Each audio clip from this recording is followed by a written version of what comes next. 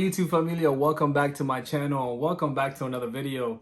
As promised, today I'm bringing you I guess the update of 2 videos ago, which I talked about my manometry study. I wanted just to talk about my 24-hour pH test in a small, quick video like today, just because it is a separate study that you do. Although you get that put in, a little catheter in, I think the same day. So the same day you do the manometry study, right? So they can, kill two birds with one stone.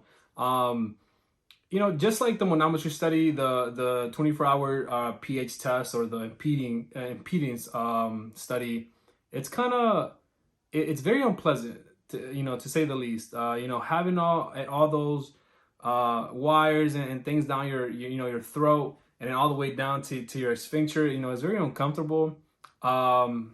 I'm glad I only had that done one time. I had the manometry study done twice, but the 24-hour pH test, I only had that done one time. And this was prior actually to my Nissen fundoplication surgery that I had it.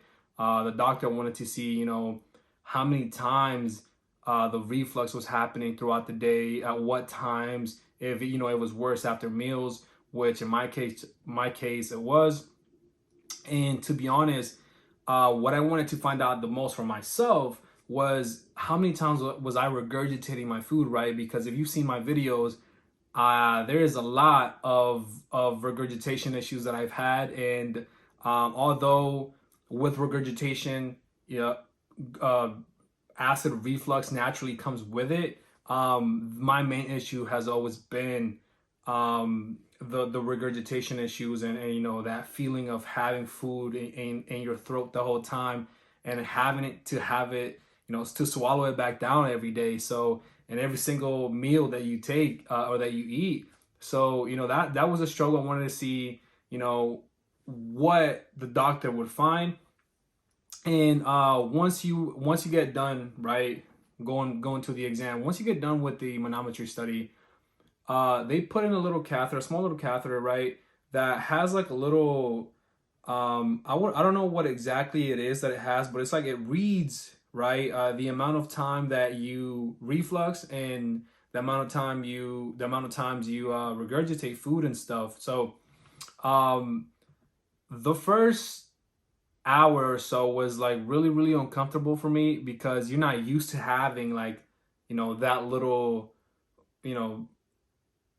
catheter or like little wire or whatever it is like down your throat. It's very, very uncomfortable. So after that, you start getting used to it though, although you really, really can't get used to it, but you just learn to deal with it for the rest of the 24 hours. Now, one thing I would really recommend, and actually doctors, and surgeons, they tell you the same thing. For those 24 hours, you are free to eat whatever you want. And if I were you, if you want the best results for that little thingamabobber to read the correct things and to actually get the most accurate information, eat the things that trigger you the most, right? Because if you're looking to see if you qualify for surgery, then you want to have those trigger foods so the doctor can see that this person in that case it was me, that I was qualified for surgery and the amount of reflux that I was producing. So there's actually a number where they suggest, right? So when the doctors get the results back, they have I guess some sort of chart or guidance to see if like you qualify, to see if the surgery will actually help you. That's what it's meant for. At least that's what I haven't been told. So if you have, for example, a certain amount over the limit, of episodes during those 24 hours, then you're like, hey, you're qualified and the surgery will probably help you. But if you don't have a lot of, reflux and a lot of regurgitation issues, they might not, a good doctor at least, or a good surgeon will not recommend you to have surgery because it's really too early in the stages, and they'll probably tell you to have the surgery only if you really push it. So that right there, it's like something that you need to know. In my case, let me tell you something really important. When I had all these studies done, and to see whether I would decide if I would get the Nissen fundoplication or not. By the end of all these testings, the doctor told me, if I was my son, I would tell you, do whatever you feel like, you know, you feel like it was best for you, right? The doctor sat down with me and he was just, really honest. If you were my son, I would tell you, you can do it because, you qualify for it, but the decision is up to you. So, the final decision was really left up to me. And as I talked in my other videos, I kind of pushed that way too fast. I was, impatient, and I wanted to be healed, man. I wanted to be completely healed. So I know how it feels like to be suffering, especially if you're like, if you have a short time suffering with all these GERD issues. It sucks, it sucks dealing with it because your whole lifestyle changes, your whole life changes in general. And I get that. And that was me at that point. I wanted that to change. I wanted just to be normal again. Obviously, I didn't know that it was going to turn into one of probably the worst decisions that I made in my life. But this is just me talking from my experience and me personally, right? Other people I've heard really good success stories, and I'm really happy for them. Like, that's awesome to hear, you know what I mean? And to be honest, that's a blessing for them as well. So just in my case, it didn't work out that way. But here we are, trying to overcome it, trying to see what else I can do, and trying to see what else I can really find, and maybe other procedures that I can look into so I can really have that problem solved in the near future. So now going back to that 24 hours, that same day, I remember that I went home and I ate, I think I ate like really like spicy things, a lot of things with vinegar, a lot of heavy things like, tortilla and bread. I wanted all those symptoms to come out. I think this is like one of the few times that you get to just say, F it. You know what I mean? Just F it. Eat whatever you want, eat whatever you can. You want your symptoms to come out. You want to see how bad it really is, in here. And I remember the thing that I ate that day that was really, really bad. It was something that in our culture, I am Salvadorian, so we make a lot of pupusas, right? So my auntie made pupusas that day because I believe it was my cousin's birthday.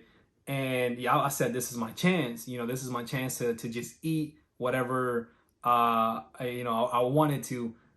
It was kind of awkward though, because people were asking me if I was like dying and stuff, because I was like, I had like the little wire, going down, and like I think it had it like going down all the way through here, and all that stuff, and going through my nose, right? So it was just very awkward, and I was like, what's wrong with Carlos? And like, is he dying? Is he good? And I was just like, it was really awkward. I looked like someone from like a scary movie, kind of, just people asking me all these stuff. But so pupusas is made out of, depends what you want in them, but usually it's made out of beans, cheese, and some type of meat, right? Also, it brings tomato sauce with it. So I was like, perfect, acid, right? And then we have this cabbage that when you make it, it's made out of vinegar. So they actually add vinegar to it. So I was like, oh, vinegar, perfect. Let's see let's see what we can make happen. And I ate about like 3 or 4 pupusas that day. I got pretty full because I also wanted to make sure that I was the most uncomfortable, so we can try to find and try to see what the doctor can see actually after he sees the results from the study, right? So I ate all of that, and I was actually, for some reason, psychologically, when you're allowed to do something, it's like your mind is like, it works a little bit like it kind of relaxes itself.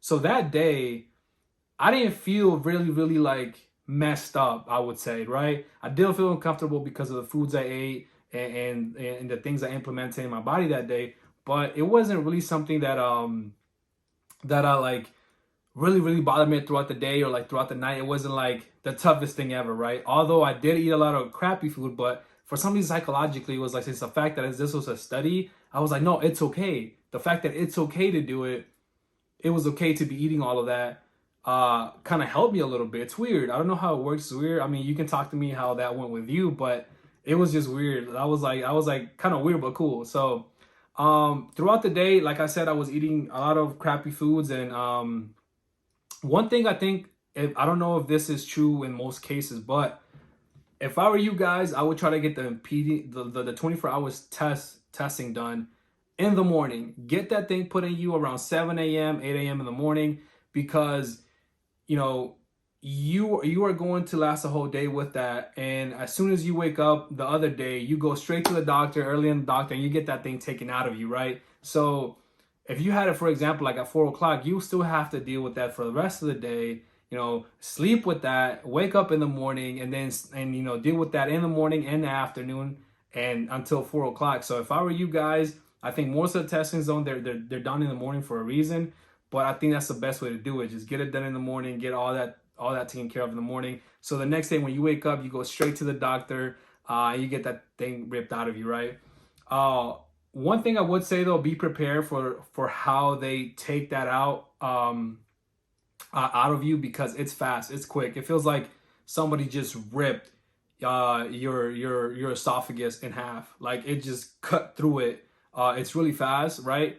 So you hold your breath in and then you let it out. Once you let it out, they pull it out, and it just hurts. It's a good relief, but in that first couple seconds, it just sucks. It feels like it cuts you, and it feels like it cuts your nose and the inside of you. It really sucks. So just be prepared for that. But besides that, man, there's not much I can really talk about. Just the 24 hours impedance test. It's really, I would say, it's a simple test, but it gives a lot of good information. So if I were you, like you're watching this video for a reason, I would actually continue to see what else would help you, what else other people recommend. But it's a really straightforward testing. 24 hours, it's just really long, and that's what really sucks and it kills it. But besides that, just let me know how was your experience. If you have any questions, you know what to do. Leave them in the comments, and I'll try to reply as fast as possible. Listen, I am very excited because I think I am bringing to you guys a lot of good content in the near future. Hopefully right after all these holidays pass and, going into January, going into, 2021. I feel like there's a lot of like informative videos that I have for you guys. I just need to find the time. I need to find like the right moment to put them out there for you guys. And I feel like it can help many, many of you out. I appreciate the love and everybody that's subscribing to my channel, man. It's growing. I feel like at a decent pace, and there's a lot of people here that, care about each other. So if you want to be welcome back, be welcome to this community, man. Just leave a comment and talk to anybody that you see, like a comment you found interesting, and just comment on that, man. And people here, they're willing to help because we know what it's like to go through things. We know what it's like to go through health issues, man. And feel safe in this community. Talk about it or whatever you want. I'm very blunt in my channel. I'm very, just transparent in my channel, and that's what the thing I love the most about it. So I appreciate you guys. Thank you for liking my channel. Thank you for liking my videos, for subscribing, and even sharing them, man. The growth I had in the channel is pretty crazy. So it's all thanks to you guys, and thanks to all the love. I look forward to putting out more information and more like informative videos for you guys, and I appreciate it, man. So much love. See you guys in the next one.